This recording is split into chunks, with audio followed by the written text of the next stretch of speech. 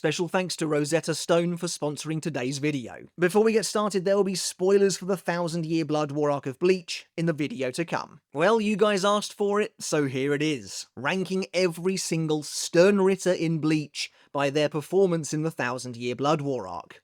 In the last video, we looked at how each captain performed in the final arc in the pivotal, world-ending war against the Quincy and ranked them accordingly.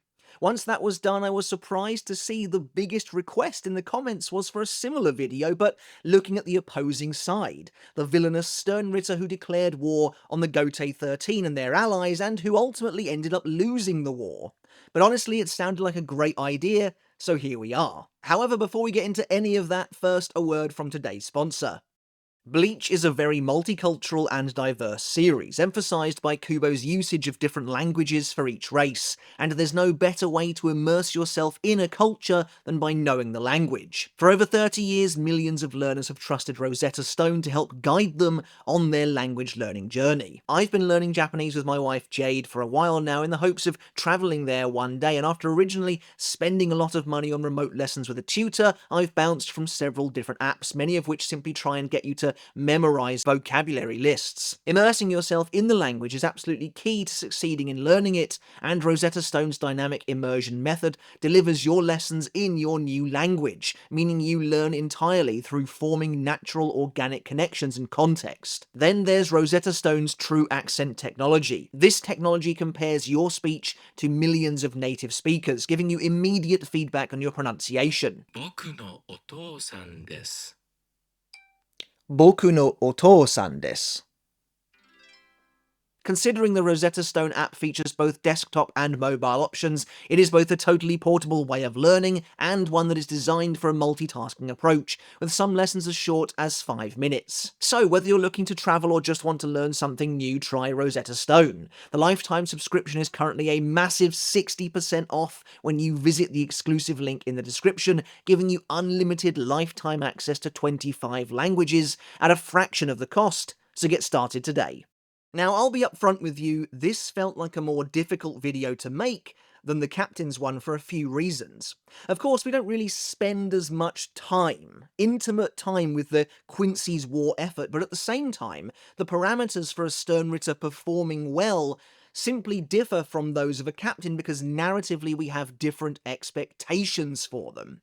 As the villains, we expected most, if not all, of the Sternritter to be killed by the end of the arc, whereas with the captains, well, that simply wasn't feasible.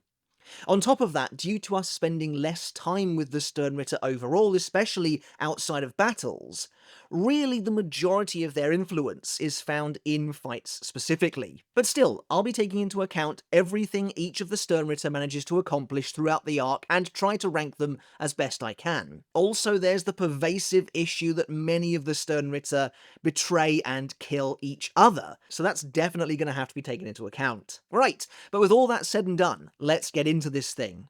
There are also a lot more Sternritter than there are captains, so I'll be trying to move through them a little faster than we did last time, or else this thing is going to go on forever.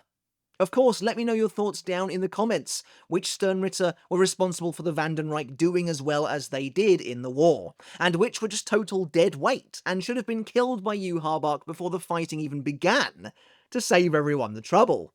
Let's find out. Before we get started on today's video, guys, if you haven't hit subscribe yet, maybe you're new here, maybe you simply haven't hit that button, consider doing so today if you like the content to help support the channel. It really does make a massive difference. It's quick and super easy to do, and it would mean the absolute world to me. And if you haven't done yet, consider checking out my other channel, Mr. Tomo Talks Games. We've been seeing some real success over there over the last couple of videos. That's really, really exciting, and I am tremendously grateful to every single one of you who has gone over there and checked out the content and maybe even subscribed as well. Again, it makes a massive difference. But no matter how you choose to support, whether you're just here watching the video today, thank you all very much. Up first is Sternritter Q the Question Berenice Gabrielli, who does absolutely nothing. In fact, in both the manga and the anime, he's already dead by the time he's introduced. And unlike the other Sternritter that Kenpachi kills in the first invasion, Berenice doesn't achieve anything at all on screen. Instead, he simply tries to use his shrift against the captain, but has his throat immediately torn out, as Kenpachi can't hear him due to the ringing in his ears from Jerome's the Roar. Maybe he killed some Shinigami off screen, but as far as we know, he was completely useless. Speaking of Jerome, well, up next is Sternritter R. the Raw, Jerome Guisbat, who is also killed by Kenpachi in the first invasion. The difference between Jerome and Berenice, though, is that Jerome at least manages to kill a few Shinigami with his sonic roar after transforming into a giant beast, only to then be instantly killed by Kenpachi. I also don't really consider it Jerome's fault specifically that the question didn't work on the captain. I think it was more just cosmically bad luck on Berenice's part. And then finally we have the first of the Lloyd brothers, Sternritter Y, the yourself Lloyd, who again finds himself squaring off with Kenpachi.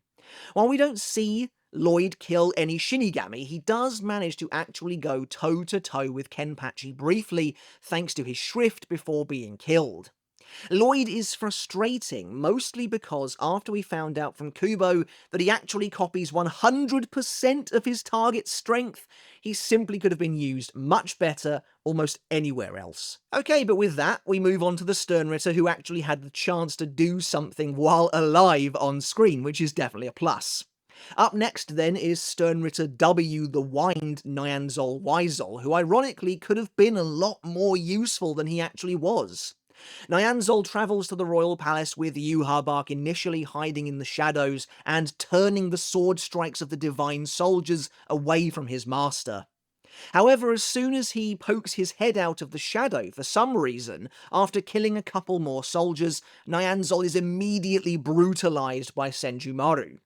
I can't help but feel like it simply would have been more useful for him to stay hidden and keep their attacks at bay, but alas. Now, while I like Sternritter G, the glutton, Lil Toto Lamperd a lot as a character and think she's quite interesting, ultimately I don't think she does all that much to further the Vandenrijk's war machine in the arc, even compared to her fellow Bambis, despite ostensibly being the leader of the group. In fact, I think she holds a pretty weird position within the war itself.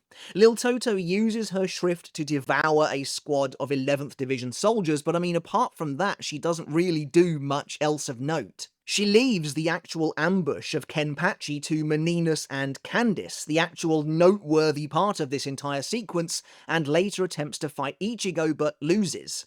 After being betrayed by Pepe, Lil Toto is forced to subdue Meninas and later kills Pepe himself. While Lil Toto killing Pepe was absolutely justified, and he himself is not really helping the Vandenrijk's war effort by turning on his own comrades, she too still removes a prominent fighter from the Vandenrijk's side. But worst of all, Lil Toto betrays Yhwach and actively helps the Gotei 13 build the gateway to the royal palace, which definitely needs to be held against her and the other turncoat Sternritter. Sternritter U, the underbelly Nananajakoop, is up next, and back in the day I used to call him Captain Offscreen because absolutely everything he did of note occurred, well, off-screen. Nanana is a weird one. We can infer that he's killed a bunch of 3rd Division officers in chapter 495 as we see Rose surrounded by corpses, though we don't actually see him do it. Nanana then attempts to jump Yamamoto, only to be immediately blasted with a torrent of flame. He later observes Renji in the manga, which goes nowhere, before trying to prevent Ichigo from reaching Yhwach, only to totally fail. When he later battles Byakuya, Nanana's ability is rendered completely ineffective and he's the first to be beaten. The main reason I've ranked him above Lil Toto so far, the only reason, is that he manages to paralyze Aizen, preventing him from shooting down the palace. But of course the reality of that situation is that unknown to Nanana, Aizen wasn't truly a threat in that way anyway. He couldn't shoot down the palace, thanks to his suit keeping his Reiatsu close to him. Sternritter K BG9 doesn't get a lot of screen time, but he uses what time he has fairly well. After stealing Soifon's bankai in the first invasion, BG9 encounters Omaida and his younger sister Moreo, once the Serete has been transformed later on. BG9 ruthlessly interrogates Omaida, brushing off his attacks, and even impales Moreo. He then prepares to kill Omaida with his minigun, and almost succeeds. When Soifon arrives, BG9 defeats her in what feels like record time. Something that I think often goes overlooked when people talk about this character, annihilating the captain in the space of a single chapter. Seriously, Soifon arrives in this big triumphant moment and is then incinerated by BG9's explosions a chapter later. Unfortunately for him, he's then seriously wounded by her bankai before being executed for his failure. Okay, so up next we have a difficult one, in that I feel like he really should be higher, but when you get down to it, his ultimate impact on the war was essentially negligible, and that's Sternritter v the visionary Gremmy Thummo. Now, I've discussed before on the channel how Gremmy exists in a weird narrative vacuum, and that extends to his tangible reach in the story as well, and seriously limits his overall performance. I mean, what does he actually do? What does he achieve in the volume he exists in? He kills Kensei and Rose, which sounds like a big deal, until you dig a bit deeper. They're both already taken out of the fighting by Masked Masculine anyway, and once Gremmy accidentally knocks them over the edge, I'm fairly sure they come back to life, as we know his imagination doesn't retain its ability if he is forced to concentrate elsewhere. Plus, they are zombies in the same way Hitsugaya is, able to move well, but have lost their minds entirely, meaning, as Giselle says, they were alive when she zombified them. So, what else does he do? Really, he turns Yachiru's bones to cookies, but again that fixes itself, and he beats up Kenpachi a bit. Sure, Kenpachi seems to be at least a little injured, maybe internally by the end of the fight, but this is Kenpachi we're talking about here. These injuries simply aren't a big deal, and are mostly shrugged off. Now, if Gremmy's meteor had managed to land on the Serete and wipe out essentially everyone, would that have been a good performance or a bad one? Because he would have probably killed basically every Sternritter as well. Sternritter T the Thunderbolt Candice Catnip is probably the second worst performing of the Bambis, though she's not completely without merit, and ultimately both she and Meninas do deserve a lot of credit for almost killing Kenpachi, even if they did ambush him when he was weakened. In that sense, Gremmy walked so that they could run. But using her lightning abilities, Candice incinerates several groups of 11th Division soldiers while helping her fellow Sternritter ambush and seriously injure Kenpachi, with Candice doing the majority of the damage, I think. Later, she attempts to fight Ichigo, only to be completely overpowered, and then battles Byakuya, but is quickly and easily defeated by his Shikai after her Volston dish runs out of energy. Sternritter I the Iron Kangdu has a very similar trajectory to BG9, but with a couple of crucial differences. In the first invasion, he steals Hitsugaya's bankai, and in the second, he returns to finish the captain off with it. But here is something that I think often goes overlooked that elevates Kang's overall performance a bit. He reveals that he has seemingly outright killed Matsumoto, dumping her body, her head smacking on the ground with no reaction, her eyes wide open in horror and everything. I've always believed that she is actually dead here, due to the way Kubo portrays her in this scene, and it's actually the zombification and de-zombification process that saves her. Although that being said, Matsumoto, much like Kensei and Rose, seems to work in the same way as Hitsugaya when it comes to being zombified, so maybe she's just very close to being dead here, but I always felt the way her eyes were drawn specifically was designed to make it look like she had actually been killed, and Kubo emphasizing that she was dropped on her head and there was just no reaction whatsoever, but either way, it's pretty bad, and it looks like he takes her down fairly easily. But of course, Kangdu is quickly defeated after losing Hitsugaya's bankai and is executed by Hashwolf, but he manages to block Hashwolf's first strike with the iron, which is somewhat impressive. And next up is Sternritter P the Power Meninas Macallon, who suffers from a similar issue to the majority of the Bambis in that she doesn't really get her own dedicated fight, and it diminishes her overall performance and impact. In the anime, we see that she is the one who takes out Rukia in the first invasion, which adds a nice little ripple to the character and her performance overall, while in the second invasion, Meninas kills a number of 11th Division soldiers before being one of the Bambis to attack Kenpachi head-on during their ambush. She later attempts to fight and impede Ichigo, but fails both times, though she does actually manage to land a hit on Ichigo, whereas most of the other Sternritter don't, before falling under the power of Pepe's the Love. While controlled by Pepe, Meninas turns against and strikes her comrade Lil Toto before being knocked out. Still, she does help to nearly kill Kenpachi, and that is a pretty big deal that can't be overlooked. Next up is another pretty nebulous Sternritter N. Robert Akutrone, whose performance starts out very strong, but tapers off in a dramatic way. During the first invasion, Robert goes toe-to-toe with Kyoraku Shunsui, even shooting out the captain's eye.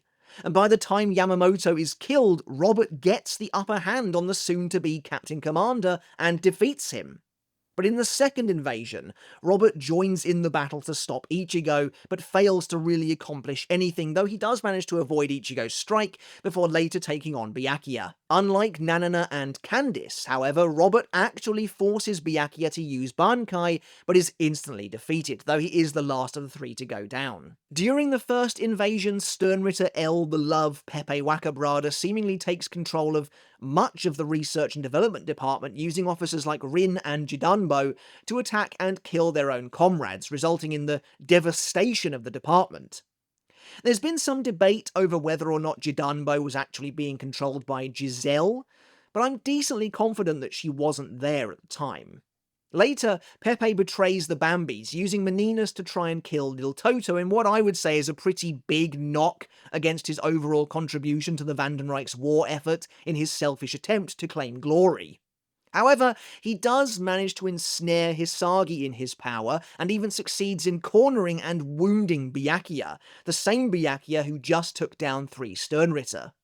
As a result of Pepe's machinations, Hisagi is knocked out by the zombified Kensei, but honestly, who isn't knocking out Hisagi in this arc? In the first invasion, Sternritter E the Explode Bambietta Bastabine kills a bunch of 7th Division officers before stealing Komamura's bankai, even managing to cut the poor captain's ear off.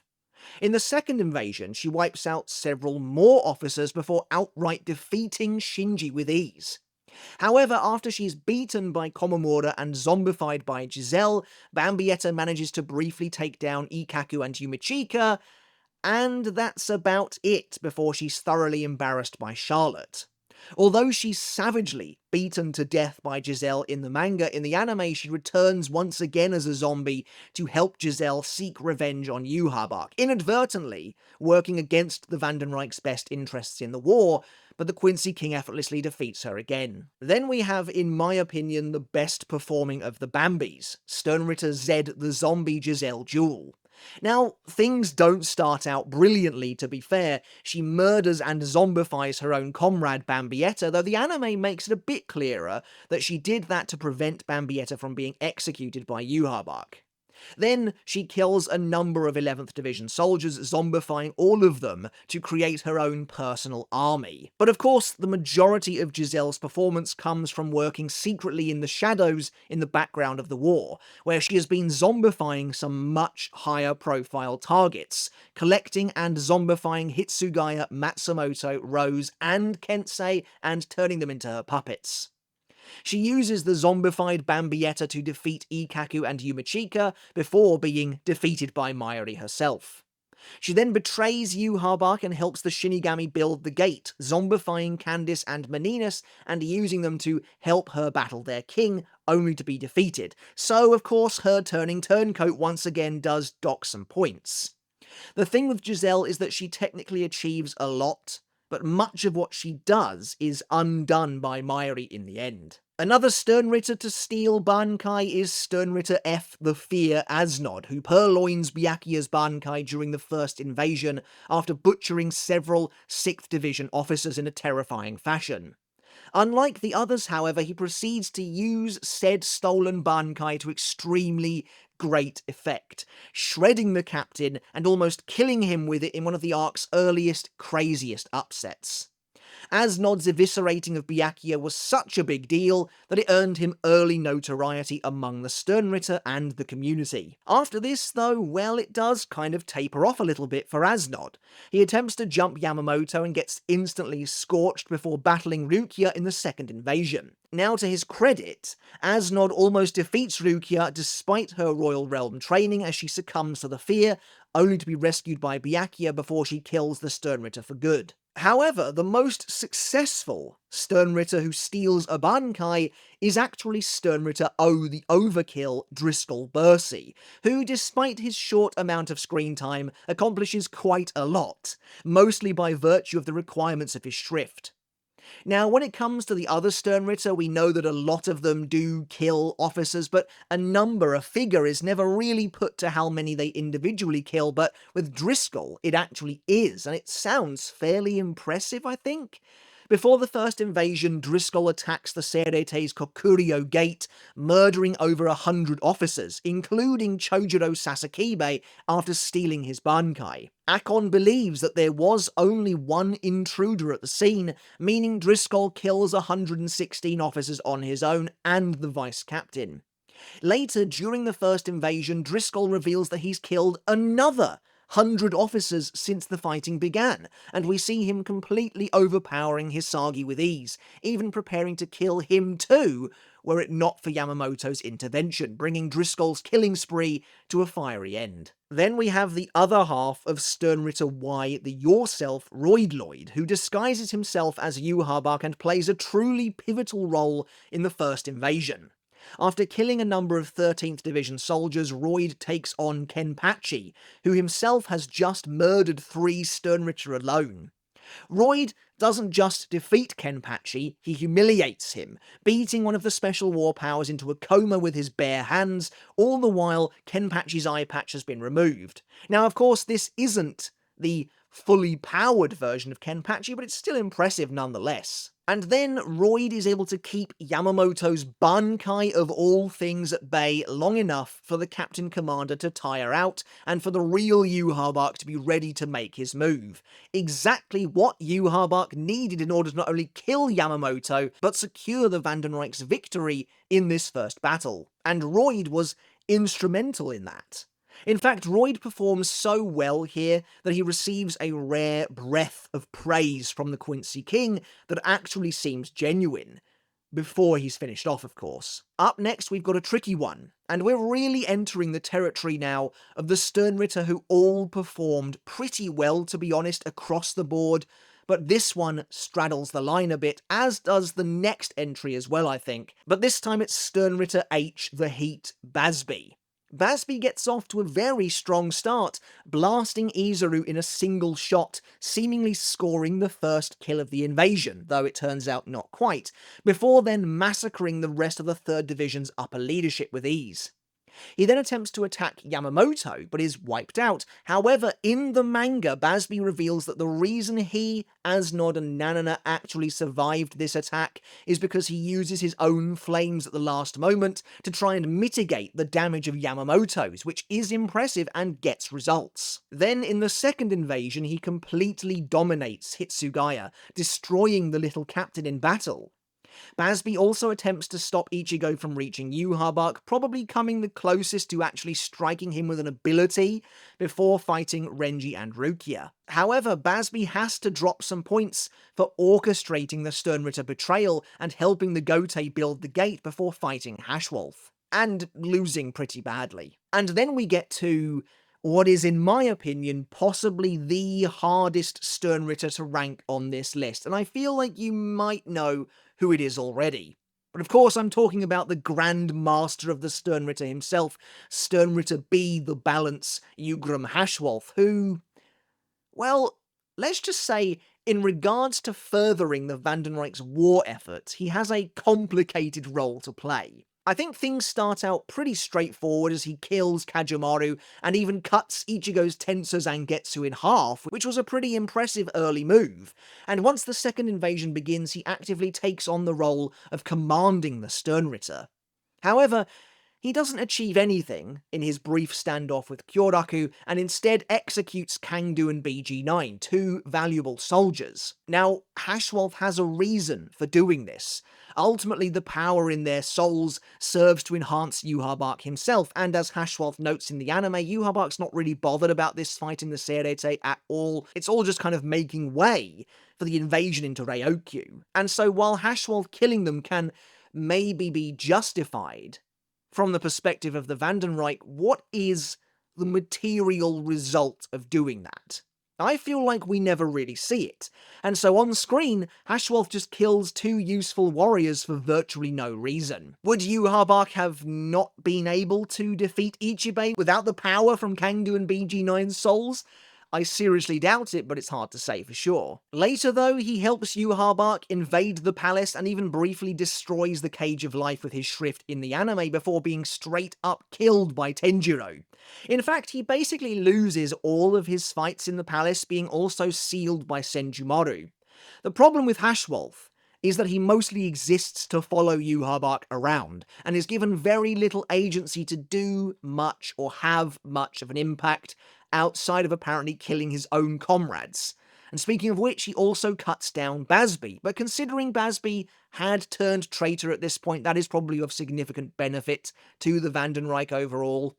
However, in his last moments, Hashwolf helps to restore all of Uryu's injuries, and while we can't know for sure, it's possible that Uryu being completely fit and healthy allowed him to reach the site of the final battle where he may have otherwise failed to do so in time.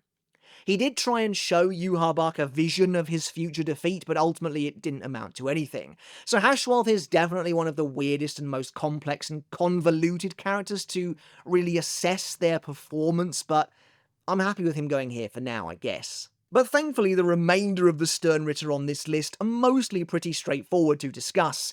Next, we have Sternritter J, the Jail Kirge Opie, who is really the one Sternritter whose impact isn't necessarily just felt through his battles with the enemy.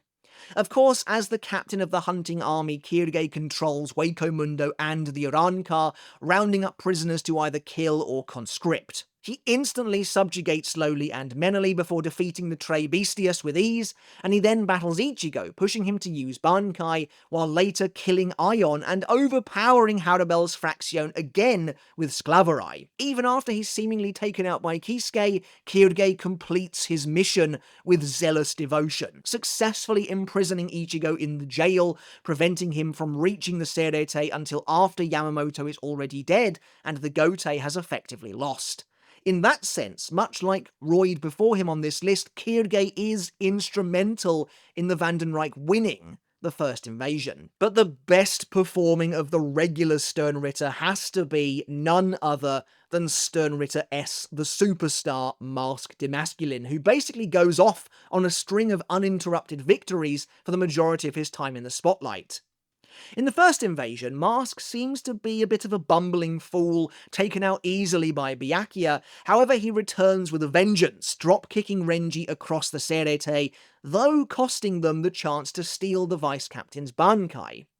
In the second invasion, however, Mask ups the ante. He ruthlessly defeats Hisagi, Ikaku, and Yumichika before battling both Kensei and Rose. Although Kensei uses Bankai, Mask dismantles him in a brutal fashion before taking on Rose's Bankai too. And again, Mask overwhelms Rose, almost killing him with a star flash to the chest in one of the arc's frankly craziest injuries.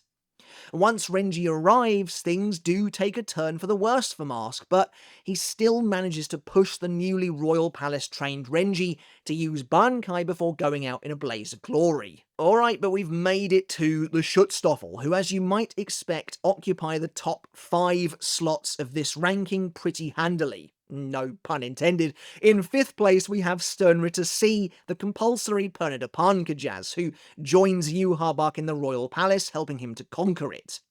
Pernida instantly kills the second stage Divine Soldier before being taken out by Oetsu. Once revived by the Alsvalen in the manga, Pernida breaks open the Cage of Life, while in the anime it defeats Hikifune, before being sealed away by Senjumaru. Later, when Ichigo and his friends battle them in the throne room, Pernida destroys Yoruichi's arm. In the anime, Pernida lends Yu Harbak its power to help him shatter the Soul King's prison for good, and when the battle in Valvelt begins, Pernida defeats Kenpachi in record time, even faster than BG9 brings down Soifon, and almost kills the captain. In the ensuing battle with Mayuri and Nemu, Pernida actually does succeed in killing Nemu, and injures Mayuri to the point where he is removed from the war entirely, destroying his arm and twisting both of his legs. Then, just missing out on the top 3, we have Sternritter A, the antithesis, Uryu Ishida, who makes it all the way to 4th entirely on the merit of his anime appearances. In the anime, Uryu uses the antithesis to help Yhwach escape the cage of life, and later battles Senjumaru, even going so far as to kill the Squad Zero member. Uryu then helps Yhwach kill the Soul King by keeping Ichigo and the others at bay, even critically wounding Ichigo and winning the fight. Like the other Schutzstaffel, Uryu lends Yhwach some of his power to break the Soul King's seal, and once Varvelt is created, he attacks Renji, defeating the Vice Captain and leaving him seemingly for dead. However, of course, there is a huge caveat to much of what Uryu is doing. He's a double agent, not out to further the Vandenrijk's interests, but to bring them down completely. When he defeats Ichigo, he purposefully doesn't kill him when he possibly could have, and when he takes out Renji, Hachi notes that the shot was almost too clean. And while the anime hasn't elaborated on Uryu's ultimate plan just yet, seemingly changing it from the manga, in the manga, he tries to destroy Varvelt itself. So, while he does achieve a lot for the Vandenrijk this time around, and his performance is nothing to scoff at, I can't ever really place him in the top 3 as a result of his double-dealing deeds. And when it comes to the top 3, well, these are the Sternritter, who each defeated a comical number of characters, removing many of them from the war itself. In third place, we have Sternritter D, the death-dealing Askin Naklavar, who, despite his aloof outward appearance, turns out to be one of the most dangerous Sternritter of the bunch, which really is an allegory for his entire character, to be fair. While Askin is around for a long time, he spends much of it goofing off. He doesn't really do anything of note until he enters the Royal Palace, where he helps Yhwach conquer it. Askin is the only member of the Schutzstaffel to survive Oetsu's initial attack, and even gets back on his feet to keep fighting. And without Tenjiro's intervention, it's entirely possible Askin would have defeated the Squad Zero member. Later, after he's resurrected by the Alsvalen, Askin defeats Tenjiro before being sealed by Senjumaru. Askin lends Yhwach his power to break the Soul King's seal, and then goes on something of a rampage. He effortlessly defeats Grimjo, and then does the exact same thing to Ichigo of all characters in one of the most humiliating upsets of the entire arc, being one of very few fighters in the 1000-Year Blood War arc to actually best the main character, and virtually effortlessly at that. When Orihime and Chad rush to Ichigo's aid, Askin defeats them without lifting a finger, the three of them succumbing to reishi poisoning. Although Yoruichi rescues Ichigo, Chad, and Orihime and sends them on their way, Askin seriously injures her younger brother Yushiro before defeating Yoruichi herself with his poison. Kisuke then arrives to help, but Askin's Volstendish overcomes Yoruichi's attacks, and she too succumbs to the poison in the end. Askin manages to overwhelm and force Kisuke of all characters to use bankai, and although Askin is then killed by the combined effort of Kisuke and Grimjo, his gift ball deluxe severely poisons everyone inside, forcing Nell to save them.